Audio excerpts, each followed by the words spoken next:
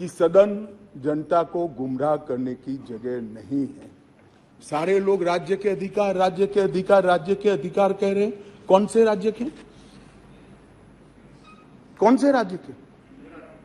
दिल्ली राज्य ही नहीं है, ये तो संघ प्रदेश है, और संघ प्रदेश में भी राजधानी क्षेत्र है जो एक विशेष आर्टिकल के तहत बनाया गया। अनुच्छेद 239 से 242 तक दिल्ली के कामकाज करने के तरीके को संविधान ने स्वीकार किया। हम तो संविधान संशोधन लेकर नहीं लाए थे, आप ही आए थे।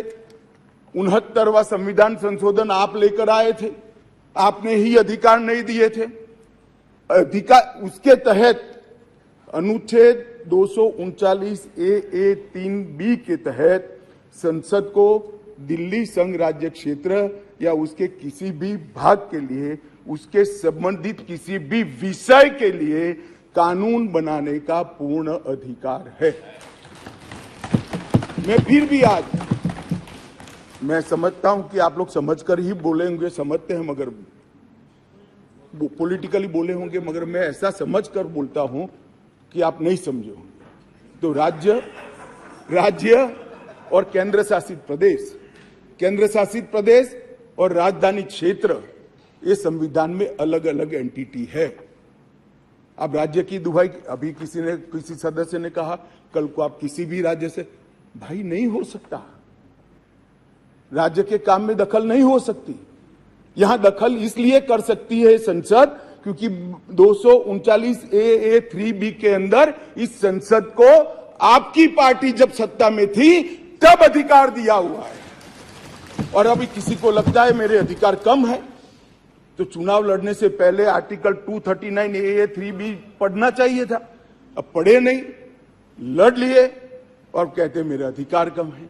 मैं देश की जनता को, दिल्ली की जनता को, सारे विपक्षी दलों को इतना ही कहना चाहता हूं, साहब 1993 में राज्य बना, 93 से 15 तक इसी नियमों के अनुसार उस वक्त भी सर्विस केंद्र सरकार के हाथ में ही थी।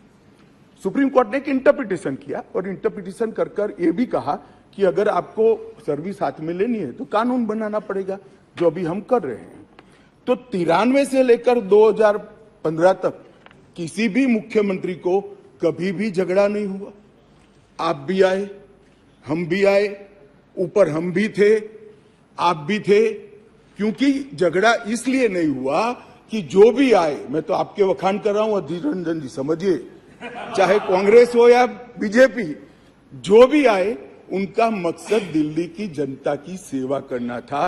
अगर सेवा करनी है तो झगड़ा करने की जरूरत नहीं, मगर अधिकार चाहिए तो झगड़ा करने, और झगड़ा करने का स्वभाव ही हो तो क्या कर सकते हैं। हम तो रिसीविंग एंड पर है, भाई झगड़ लो, अब क्या कर सकते हो। आप दिल्ली की जनता ने आपको चुना है, आप झगड़ा करना चाहते हो। और रूल्स बनाने के पावर के बारे में किसी सदस्य ने कहा, मैं इतना ही कहना चाहता हूं कि रूल्स बनाने के अधिकार, जो एक्ट बनाने का जिसके पास अधिकार है उसी के पास रूल्स बनाने के अधिकार रहते हैं। एक्ट बनाने का अधिकार भारत सरकार को है, तो एक्ट के रूल बनाने का अधिकार, ये बेसिक समझ का विषय है। कैबिनेट नोट का सवाल किया, इसमें भी आप इसको गलत भ्रांति खड़ी कर रहे हो। आप ध्यान से पढ़ लीजिएगा, कैबिनेट नोट आज भी कोई भी राज्य हो, आप लोग की कई राज्यों में सरकार है, वहां कैबिनेट नोट कैबिनेट सचिव की साइन से ही कैबिनेट में जाती है। फाइल पर मंत्री की अप्रूवल होती है। यहां पर क्या होता था, जब घपले घोटाले वाली कैबिनेट नोट हो, सचिव के पास जाती ही नहीं थी, मुख्य सचिव के पास जाती ही नहीं थी। मंत्री के सिग्नेचर से पहली बार मैंने इतने लंबे सार्वजनिक जीवन में, माननीय अध्यक्ष जी, कोई कैबिनेट नोट गई है ऐसा सुना है। मंत्री के सिग्नेचर से कभी नहीं जाती, इसलिए रूल्स बनाने पड़े हैं भाई। रूल्स इसलिए बनाने पड़े हैं कि रूल्स के हिसाब से नहीं चलता था, रूल्स के हिसाब से चले, उसके लिए ये रूल्स बनाने पड़े हैं। माननीय अध्यक्ष जी, मैं फिर से एक बार दिल्ली का इतिहास जरूर बताना चाहूंगा। माननीय अध्यक्ष जी, 1953 में फजल अली कमीशन का गठन हुआ। उसने अपना प्रतिवेदन 1955 में दिया, उसके पहले पट्टाभी सीतारामैया की कमेटी बनी, उसके बाद 56 में संविधान संशोधन कर यूनियन टेरिटरी की अवधारणा आई। इसके साथ साथ दिल्ली म्युनिसिपल कॉरपोरेशन एक्ट 57 नगर नियम अधिनियम लागू कर दिया गया और 87 में जब सरकार या कमेटी बनी उसके बाद दिल्ली को राज्य देने का निर्णय किया गया। 249A के तहत इसका विस्तृत वर्णन दिया हुआ है और 69वें संविधान संशोधन के द्वारा इसको लिया गया। मैं एक जो रिपोर्ट है इसका कोट भी पढ़ना चाहता हूं। पहले मैंने जवाहरलाल नेहरू जी को पढ़ा, आम्बेडकर जी को पढ़ा। श्री रिंकू जी आम्बेडकर जी को कह रहे थे कि आम्बेडकर की भावना के खिलाफ काम करे हो।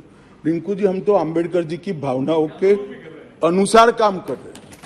आम्बेडकर जी ने कहा था कि केंद्र के तहत रहना चाहिए और माननीय अध्यक्ष जी बालकृष्ण रिपोर्ट में साफ शब्दों में कहा, मैं कोट अनकोट कहता हूं, दिल्ली की कार्यप्रणाली और सेवा प्रणाली, कार्यप्रणाली और सेवा प्रणाली केंद्र सरकार के अधीन होनी चाहिए। संविधान में संशोधन के दौरान तत्कालीन गृह मंत्री ने भी अपने वक्तव्य में ये बात को, रिपोर्ट को कोट किया और उन्होंने कहा कि बालकृष्ण समिति ने पूरे विश्व की राजधानियों की कार्यप्रणाली और सेवा प्रणालियों का अध्ययन करके ये प्रस्तुत किया है जिसका हम पालन कर रहे हैं।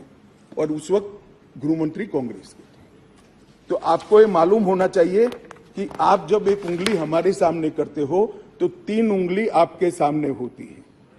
और मैं तो कहता हूं उस वक्त उचित ही किया था और आज हम जो कर रहे हैं वो ही उचित ही कर रहे हैं। इसलिए आप, जैसा मैंने कहा कि आप गठबंधन को बढ़ाना चाहते हो, आपके मन में ऐसी कल्पना है कि गठबंधन बड़ा करेंगे तो शायद मोदी जी के खिलाफ चुनाव जीत जाएंगे। भाई और 2-3 लोगों को ढूंढ लाओ, जितने हो सके इतना इकट्ठा कर लो, अगले प्रधानमंत्री नरेंद्र मोदी जी ही बनने वाले।